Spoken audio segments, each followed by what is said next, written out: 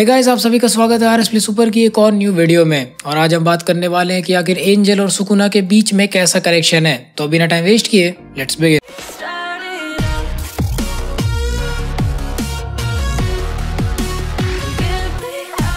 अगर आप सब जेजेके की मांगा से कैचअप हो तो आपको ये बात जरूर पता होगी कि चैप्टर नंबर 199 में हमें ये पता चलता है कि एंजल असल में सुकुना को हंट डाउन करने की कोशिश करती है, क्योंकि हमें पता चलता है कि सुकुना को द फॉलन या डिसग्रेस्ड वन वाले टाइटल से जाना जाता है। आई नो आप सब कंफ्यूज होंगे कि आखिर द फॉलन का क्या मतलब है और क्या कनेक्शन है इस एंजल और सुकुना के बीच में। मेरे साथ वीडियो में एंड तक बने रहिए ये सब कुछ जानने के लिए। सबसे पहले हमारे लिए डिस्कस करना जरूरी है कि ये कैरेक्टर्स एक दूसरे के लिए कितने ज्यादा इंपॉर्टेंट है। एंजल ये चीज मेंशन करती है कि उसे द डिसग्रेस्ड वन को मारने की जरूरत है। ये सुनकर सुकुना तुरंत यूजी को अपने अंदर के डोमेन में पुल कर लेता है और उसे बताता है कि वही द डिसग्रेस्ड वन है। ये एक काफी इंपॉर्टेंट सीन होता है क्योंकि सुकुना बहुत रियरली इतादुरी को अपने इने डोमेन में खींच कर लाता है। अब तक हमने यूजी को सुकुना के इने डोमेन में बस 2 बार ही देखा है। इससे पहले हमने उसे सुकुना के डोमेन में तब देखा था जब वो दोनों एक बाइंडिंग एग्रीमेंट में एंटर करते हैं कि सुकुना उसकी बॉडी को टेक ओवर करेगा।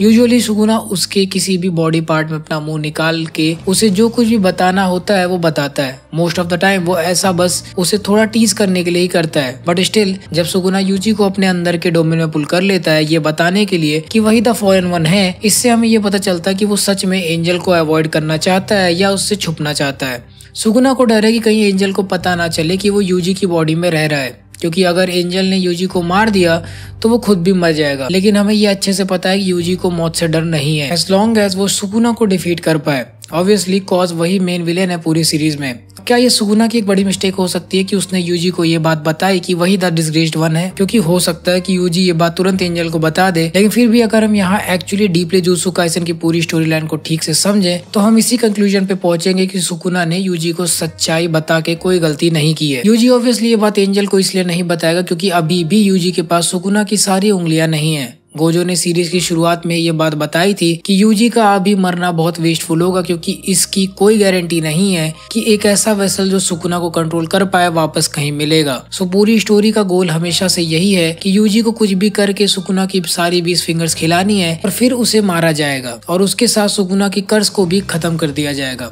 सो इसी बात की रिस्क यूजी बिल्कुल नहीं लेगा कि वो एंजल को कुछ भी बता दे, क्योंकि उसे पता है कि जैसे ही ये बात एंजल को पता चलेगी वो तुरंत उसे मार डालेगी और यूजी का बस 15 फिंगर्स के साथ मरना सुकुना को पूरी तरह से दुनिया से खत्म नहीं कर पाएगा। उसके कुछ रिमेन्स दुनिया में रह जाएंगे उसकी बाकी 5 फिंगर्स के साथ। ये चीज सुकुना को भी बहुत अच्छे से पता था और इसीलिए उसने शांति से यूजी को अपने अंदर बुला के सब कुछ बता दिया। अगर एंजल ने पहले ही सुकुना को मारने की कोशिश की तो सुकुना का प्लान भी चौपट हो जाएगा। सुकुना भी कुछ ऐसा प्लान कर रहा है कि वो यूजी की बॉडी से फ्री कर पाए खुद को या ऐसा ही कुछ। ये एक काफी इंटरेस्टिंग चीज है कि एंजल सुकुना के लिए एक काफी बड़ा खतरा है और उनकी कुछ पर्सनल हिस्ट्री भी है जिसके बारे में काफी लोगों को नहीं पता। तो एग्जैक्टली क्या है उनके बीच की पर्सनल हिस्ट्री? वेल, इसके लिए हमें सबसे पहले उन दोनों के नेम्स पर फोकस करना चाहिए। काफी रिसर्च के बाद हमें ये बात पता लगी कि सुकुना, टेंगेन और एंजल के नाम में सम जापानीज कांजी यूज होती है। सो डेफिनेटली उन तीनों के बीच कुछ ना कुछ पुराना कनेक्शन है। काफी रिसर्च के बाद और वन पीस की फैन थ्योरीज बनाते हुए हमारे दिमाग में ये बात आई कि सुकुना, टेंगेन और एंजल के नाम में जापानीज कांजी को एनालाइज किया जाए एंड टर्न्स आउट इन तीनों के जापानीज नाम में सेम कांजी यूज होती है। सो डेफिनेटली उन तीनों के बीच में कुछ ना कुछ पुराना कनेक्शन है, एज वो सब एक दूसरे के बारे में काफी अच्छे से जानते हैं, जो कि हम उनके बारे में जान सकते हैं। इन तीनों की स्टोरी का बेस काफी सिमिलर है। ये तीनों कैरेक्टर्स ह्यूमन से मॉन्स्टर बने, ये तीनों अब ह्यूमंस नहीं रहे। टेंगेन तो कर्स्ड स्पिरिट में इवॉल्व हो चुका है ह्यूमन बनने की जगह, क्योंकि वो खुद को स्टार प्लाज्मा वेसल के साथ मर्ज करने में बुरी तरह से फेल हो गया था, जैसा कि हमने गोजो पास्ट आर्क में देखा था। इसी रीजन की वजह से टेंगेन एक कलेक्टिव एंटिटी की तरह जी रहा है rather than being at one specific location. अगर हम बात करें एंजल की तो ऑब्वियसली अगर हम उसके अपीयरेंस को डिस्कस करें कि कैसे उसके पास विंग्स है और उसके सर पे एक हॉलो रिंग है, तो इससे हमें डेफिनेटली पता चलता कि वो कोई ह्यूमन नहीं है और सुकुना भी ऑब्वियसली कोई ह्यूमन नहीं। बट हमें उसके बारे में ये जरूर पता है कि वो भी एक ह्यूमन हुआ करता था किंग ऑफ कर्सेस बनने से पहले। ऑल्दो एंजल गॉड को फॉलो करती है, बट स्टिल मैं नहीं चाहता कि इस सीरीज में हमें कोई अल्टीमेट गॉड वाली एंटिटी देखने को मिले। जिस तरह से एंजल ने गॉड को मेंशन किया है कि it's just a name I give to my believes, उससे आइडिया लगाया जा सकता है कि जेजेके की दुनिया में कोई भी एग्जैक्ट गॉड लाइक फिगर नहीं है, बट हो सकता है कि टेंगेन गॉड लाइक फिगर है जिसके बारे में वो बात कर रही, क्योंकि काफी लोग जानते हैं कि टेंगन को पहले गॉड की तरह ट्रीट किया जाता था ओल्ड एजेस में। सिर्फ ओल्ड एजेस में ही नहीं बट इवन मॉडर्न एज में भी उसके कुछ रिलीजियस ग्रुप्स भी काफी समय से एक्टिव रहे थे, जो कि काफी सरप्राइजिंग चीज थी क्योंकि ये ग्रुप्स 1000 सालों से एक्टिव रहे थे। अब मुझे पता है आप लोग के मन में क्या डाउट होगा, आप लोग यही सोच रहे होंगे कि टेंगन कैसे गॉड बन सकता है अगर एंजल ने ऐसा बोला था कि रीइंकार्नेशन गॉड के रूल्स के अगेंस्ट है। और सबको पता है कि टेंगन पहले के टाइम में स्टार प्लाज्मा वेसल्स के साथ मर्ज हुआ करता था, मतलब ये तो एक तरह से गॉड के रूल्स के अगेंस्ट ही जाना हुआ। अगर आप हिडन इन्वेंटरी आर्क को ध्यान से पढ़ोगे तो आपको अच्छे से समझ में आएगा कि असल में टेंगन के फॉलोअर्स ऐसा कभी नहीं चाहते थे कि वो किसी के साथ मर्ज हो जाए। उनका मानना था कि अगर वो एक और स्टार प्लाज्मा वेसल के साथ मर्ज हुआ तो उसकी प्यूरिटी खत्म हो जाए। यही मेनली रीजन था कि टाइम वेसल एसोसिएशन ग्रुप क्यों रिको अमाने को मारना चाहता था, ताकि वो टेंगन के साथ मर्ज ना हो जाए। रिको एक स्टार वेसल थी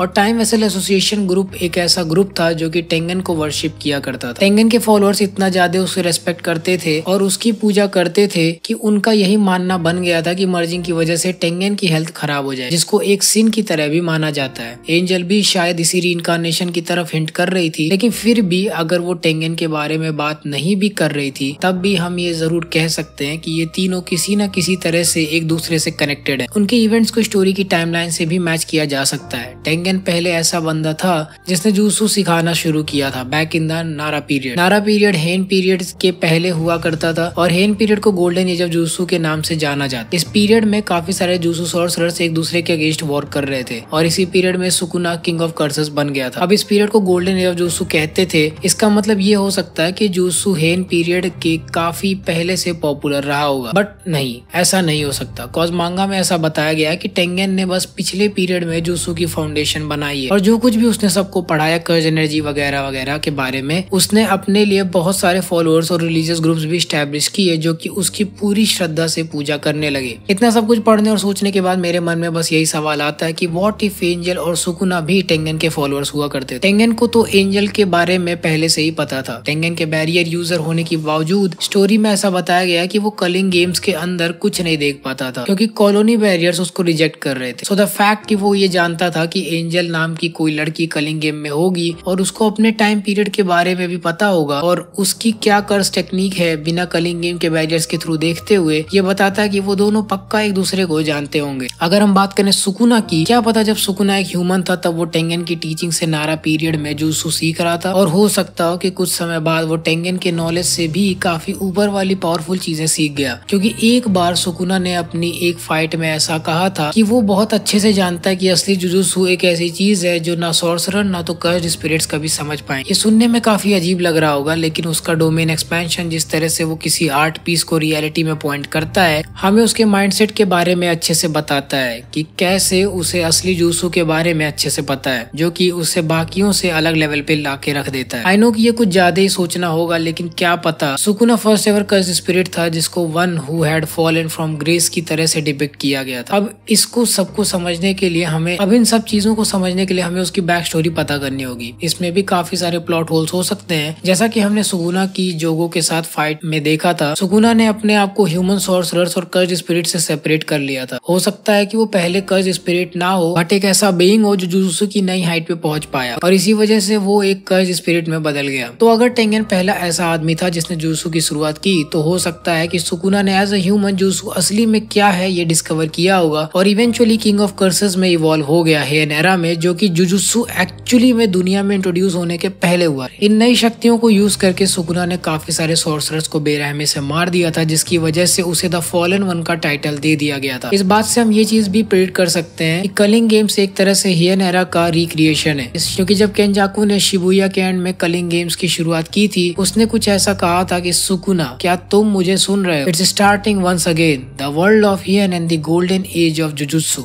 और ये चीज काफी ज्यादा एक्यूरेट भी लगती है, क्योंकि हम काफी सारे सॉर्सरर्स को, चाहे वो ओल्ड हो या न्यू हो, फाइट करते हुए देख रहे हैं पॉइंट्स लेकर जिंदा रहने के लिए। अब इन द एंड मुझे तो लग रहा है कि शायद ऐसा भी हो सकता है कि Sukuna by the end of this arc free हो जाए और फिर हो सकता है कि वो खुद बाकी के स्ट्रॉन्गेस्ट सॉर्सरर से फाइट करने लग जाए, सेम उसी तरह से जिस तरह से उसने हियन एरा में किया था। क्योंकि सुकुना ही एक ऐसा बॉम्ब है जिसके बारे में किसी को भी पता नहीं है। सो बेसिकली ये थे मेरे कुछ thoughts on what might be the connection between Angel and Sukuna और सुकुना की थोड़ी बहुत बैक स्टोरी। वैसे अभी तक तो हमें सुकुना की प्रॉपर बैक स्टोरी देखने को नहीं मिली है, सो ये सब बस मेरा प्रेडिक्शन है। बट आई एम होपिंग कि जब कभी हमें सुकुना की बैक स्टोरी दिखाई जाएगी ये सारी बातें भी उसमें सच हो जाएंगी। सो कमेंट्स में आप लोग जरूर बताना कि इस पूरी वीडियो के बारे में आप सभी का क्या राय है, और वीडियो पसंद आए तो इसे एक लाइक जरूर देना। आप लोग मुझे इंस्टाग्राम एंड डिस्कॉर्ड पर भी ज्वाइन कर सकते हो, स्पेशली डिस्कॉर्ड जहाँ पे मैं बहुत ज्यादा एक्टिव रहता हूँ। ऐसे और भी कई सारे मस्त जेजे के रिलेटेड कंटेंट को एंजॉय करने के लिए हमारे चैनल को सब्सक्राइब करना मत भूलना। मैं आपसे मिलूंगा अगले वीडियो में। So until the next video, play on.